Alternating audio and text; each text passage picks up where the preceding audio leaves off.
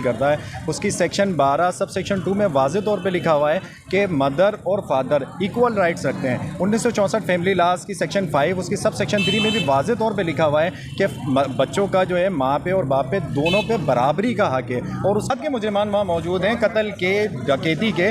भाई उससे पहले जो बच्चा वेटिंग में बैठता है वहाँ मुजरिमान के दरमियान, वो मुजरिमान को देख रहा है, आवाज़ें लग रही हैं तरह तरह की, बच्चा क्या असर ले रहा है। कौन सी वेलफेयर है जो अदालतों की मुलाकात में पोशीदा है, वो हमें समझ में नहीं आती। वेलफेयर तो है ही बाप के साथ, बाप से घर की मुलाकात में है।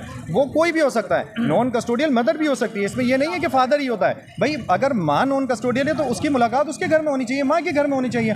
हम तो सिर्फ ये मुतालबा रख रहे हैं कि ये जो अदालती मुलाकातें हैं जिससे बच्चों की शख्सियत पे बेतहाशा असर पड़ रहा है, बुरा असर पड़ रहा है, तो इनसे इन बच्चों को बचाया जाए। बिस्मिल्लाहिर्रहमानिर्रहीम। मैं हूं जावेद हाशमी। आप देख रहे हैं उर्दू खबरें। नाज़रीन, कराची प्रेस क्लब पर वॉइस ऑफ फादर की तरफ से प्रोटेस्ट किया जा रहा है। प्रेस क्लब पर मेरे साथ मौजूद हैं। अस्सलाम वालेकुम जी। वालेकुम सलाम। अच्छा सर, आज यहाँ क्यों जमा है? वॉइस ऑफ फादर का मकसद क्या है?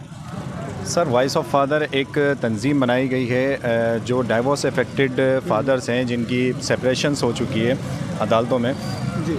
उनके हुकूक़ के लिए या उनकी जो बात है वो आला हुकाम तक पहुँचाने के लिए, ख़ासकर आला अदालतों तक पहुँचाने के लिए वॉइस ऑफ फादर एक प्लेटफार्म बनाया हमने, जिसमें हम अपने मुतालबात रख रहे हैं वॉइस ऑफ फादर के प्लेटफार्म से।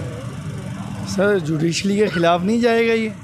सर, जुडिशरी के ख़िलाफ़ नहीं है, न ये कानून के ख़िलाफ़ है, ना जुडिशरी के ख़िलाफ़ है। असल में क्या है कि जो राइट्स हमें एपेक्स कोर्ट्स ने, ऊपर वाली कोर्ट्स ने दे रखे हैं और जो नीचे वाली कोर्ट्स हमें नहीं दे रही, या ये कह सकते हैं कि उनकी ट्रेनिंग इस तरीके की नहीं है कि वो हमें हमारे राइट्स दे सकें, हम उन तक ये आवाज़ पहुँचाने के लिए और आला अदलिया तक पहुँचाने के लिए कि उसमें कोई इबहम ना रहे, इस किस्म के आर्डर्स आने चालू हो जाएँ जिसमें कोई इबहम ना रहे, तो हम उसके लिए स्ट्रगल कर रहे हैं, आवाज़ उठा रहे हैं। अच्छा सर, जिस तरह यहाँ प्ले बोर्ड के ऊपर लिखा हुआ है कि ख़र्चा सारा साल पे करें और मुलाकात सिर्फ 2 घंटे के लिए या कुछ टाइम के लिए, उसके ऊपर आप?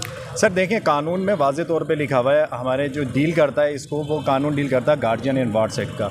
Guardian and wards act 1890, guardian and wards act 1890 इसको डील करता है, उसकी सेक्शन 12 सब सेक्शन 2 में वाज़े तौर पे लिखा हुआ है कि मदर और फादर इक्वल राइट्स रखते हैं। 1964 फैमिली लॉज की सेक्शन 5 उसकी सब सेक्शन 3 में भी वाज़े तौर पर लिखा हुआ है कि बच्चों का जो है माँ पे और बाप पे दोनों पे बराबरी का हक है, और उसके तहत ही हमें जो है वो विजिटेशन राइट्स मिलते हैं। लेकिन हो रहा ये है कि अदालतें, जब कोई भी मदर, मोस्टली कस्टोडियल मदर ही होती है, नॉन कस्टोडियल फादर ही होता है, जब भी कोई मदर ख़र्चे के लिए अदालत से रुजू करती है तो एक एप्लीकेशन गुजारती है 17A के तहत। उसके तहत फ़ौरन नान नफ़के का आर्डर हो जाता है इंटीरियम बेसिस पे, अबूरी खर्चा, यानी बच्चे पे खर्चा हो रहा है, उसको कोई डिनाई नहीं कर सकता, और हम फादर्स वो देते भी हैं, पेड भी करते हैं। हमारा मुतालबा सिर्फ ये है कि जिस तरीके से सिर्फ एक एप्लीकेशन पे फ़ौरन के फ़ौरन मदर को नान नफ़का जारी करना चालू हो जाता है और बाप बाउंड हो जाता है कि वो नान नफ़का दे, इसी तरीके से हमारी एक एप्लीकेशन पर फ़ौरन हमें होम विजिटेशन क्यों नहीं मिलती, जबकि इसके बारे में कानून बिल्कुल खामोश है कि होम विजिटेशन कोई एक अचंभे की बात नहीं है।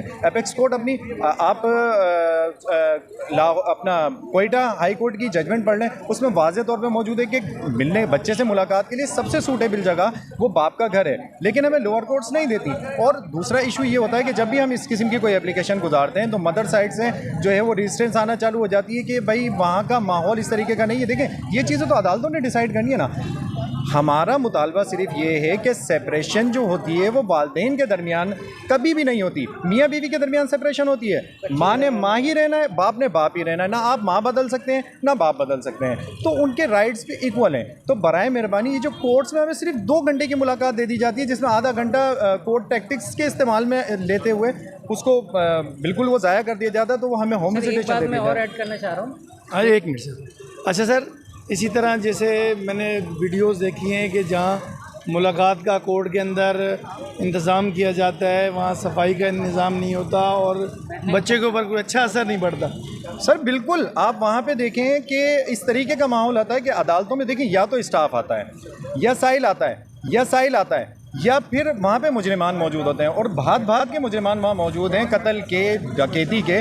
तो उन मुजरिमान की मौजूदगी में आपने भले एक अलग कमरा बना दिया हो, लेकिन उन कमरे की उन जो मीटिंग रूम्स हैं उनकी हालात जब आप हालत जाके देखेंगे ना वो ट्वाइस है ना इस किस्म का कोई है, बस एक कमरा बना के एक टालने वाली बात कर दी गई कि हमने एक अलग सेपरेट रूम बना दिया। भाई उससे पहले जो बच्चा वेटिंग में बैठता है वहाँ मुजरिमान के दरमियान, वो मुजरिमान को देख रहा है, आवाज़ें लग रही हैं तरह तरह की, बच्चा क्या असर ले रहा है। कौन सी वेलफेयर है जो अदालतों की मुलाकात में पोशीदा है, वो हमें समझ में नहीं आती। वेलफेयर तो है ही बाप के साथ, बाप से घर की मुलाकात में है, वो कोई भी हो सकता है, नॉन कस्टोडियल मदर भी हो सकती है, इसमें ये नहीं है कि फादर ही होता है। भाई अगर माँ नॉन कस्टोडियल है तो उसकी मुलाकात उसके घर में होनी चाहिए, माँ के घर में होनी चाहिए।